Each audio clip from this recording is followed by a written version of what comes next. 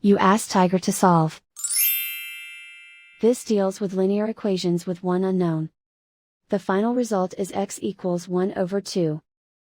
Let's solve it step by step. Group all constants on the right side of the equation. Subtract 12 from both sides. Group like terms. Simplify the arithmetic.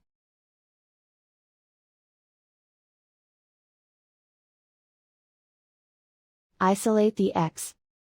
Divide both sides by -2. Cancel out the negatives. Simplify the fraction. Cancel out the negatives. And so the final result is x equals 1 over 2.